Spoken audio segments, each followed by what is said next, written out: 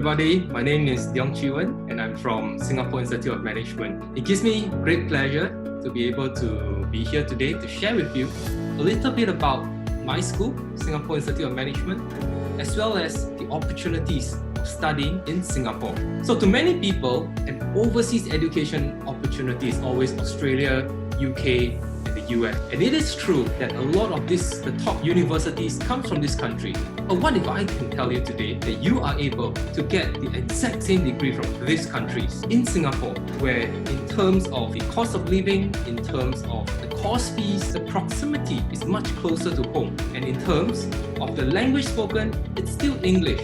So for SIM, what we do is we work with universities from Australia, for example, La Trobe University, RMIT, and University of Wollongong. From the US, we have the University of Buffalo. And from UK, we have University of London, University of Birmingham, University of Stirling,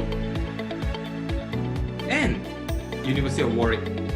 So what happens is you are able to get the degree directly from these countries, directly from these universities at SIM. So in terms of the certification, it's exactly the same. So if today I were to go over to Australia, to RMIT for example, to do my degree program there, where I spend 3 to 4 years, because you probably need to do a foundation program. But my friend does the exact same RMIT program at SIM in Singapore, and it only takes 3 years instead of 4. And if you look at the course fees, which I will be able to share with you later, the course fees is about 40 to 50% lower compared to going directly to Australia. So with that, it gives students and parents the opportunity whereby you get the same quality education, you get the same degree, the same recognition, but at a shorter time, you save about 1 year. At a lower fees, you save about 40 to 50%. Now, another advantage of Singapore, studying in Singapore, is that we are an English-speaking country. So although we are very multiracial, multicultural, most of us are able to speak at least 2 to 3 languages, but English would still be the main working language. So in classes, in the workplaces, most of the communication mode will be done in English. Not forgetting, culturally, Singapore and Laos, we are pretty similar because we are still within the Southeast Asian region. So when you take this leap of faith to step out of your home country to go to overseas for higher education, Singapore is a place whereby it's very convenient, it's very close, it's very safe, and it makes it easy for you to adapt.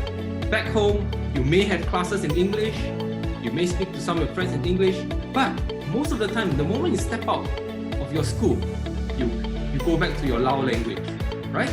So Singapore, because we are so multicultural, there's so many languages being spoken here, you wouldn't feel foreign. It wouldn't be very stressful for you because you are hearing many different languages being used. But of course, it's a good place for you to work and to improve on your English. So I have many students, what they do is they come to Singapore to adapt into an English-speaking culture. And after spending about 1.5 to 2 years in Singapore, they make a decision and say that, well, I think I'm independent enough. I think I'm confident enough. They take the next step and they do a transfer to some of our partner universities, or some of them do exchange program where they go over to Australia or the UK for 1 semester just to experience what it's like to be over in the US, over in the UK, or even over in Australia. So these are some of the advantages of Singapore being one of the safest country, and I believe that you'll really enjoy yourself in Singapore, whereby it's so diverse, the number of activities that you find here. But unfortunately for the situation, we would be having our F1 race in a few months' time. We host numerous concerts, both from the Western countries, from Asia. We also produce a lot of world-class productions, like Cats, Les Miserables, Lion King, as some examples. So for those of you who really like theatre play, who really like the art scene, when you come to Singapore, there's so much that Singapore can offer to you. Now, when we talk about SIM, so the building that you see behind me, that is where campus is located. So we have 4 buildings at SIM. We have a rooftop tennis court, we have the indoor multi-purpose sports hall, grand hall, and this facility accommodates today up to about 30,000 students. And at SIM, we currently have about almost 20,000 students, of which 20% of them are international students. So again, if you want to make friends from around the world, when you come over to SIM, you can meet students from 40 different countries, 40 different nationalities. So it's really a cultural melting pot here at SIM. Now, one of the things that we offer for our international students would be a scholarship. And many students, of course, likes to explore the opportunity of getting scholarship because you realize that you've studied hard, you've put in a lot of effort, and you want to be recognized for it. So at SIM, we have the SIM Diploma Scholarship. And the advantage is that this scholarship is only open for international students. So you as a Lao student or an international student from studying in Laos coming over to Singapore, you have the opportunity to apply for the scholarship. So what do we look at? We look at your school results. You need to be graded at 80% and above. So for example, if your GPA is upon 4.0, minimally you need 3.0. For IELTS, I would recommend that you have at least IELTS 6.0, although our minimum requirement is IELTS 5.5, okay? We also look at in terms of your leadership skills, communication skills. We also look at the activities that you volunteer yourself to, or in terms of competitions, it could be speech competition, it could be debate competition, or even football, badminton. If you represent your school, if you represent your country, these are things that we also evaluate in terms of the selection criteria. So once you're selected for the scholarship, there will be a next part, which is the interview. So there'll be a panel of interviewers who will interview you before we offer the final scholarship offer to those who are eligible for the scholarship. So what does the scholarship cover? It covers the entire tuition fees.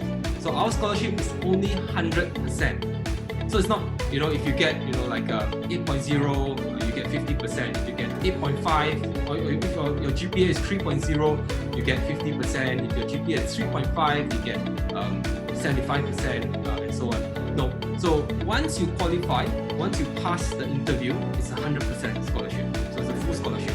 And bear in mind, we understand that there are a number of Lao students after their diploma. Some of them wants to go over to Australia, further their studies. Or some of them wants to go over to the UK or to the US, transfer over to the US. So the scholarship, there's no bond attached. So some scholarships require you to, the organization requires you to stay back in the organization. So after you have completed your scholarship, maybe they say that you need to continue on with SIM for another 2 years. But not us. So once you've completed your scholarship, if you want to move over to Australia, you can go ahead because there's no bond attached. Alright, now the scholarship is currently open for our October intake, and the scholarship will actually end. The application deadline is 30th of June. So we will give you more information. There will be a session, a Q&A session together with Class C Education on the 22nd of June. So if you need more information, please feel free to reach out either to myself or to Mr. Titirat from Class C Education. And I hope to see you if you have any questions whatsoever during the Q&A session on 22nd of June. All the best. See you soon. Thank you.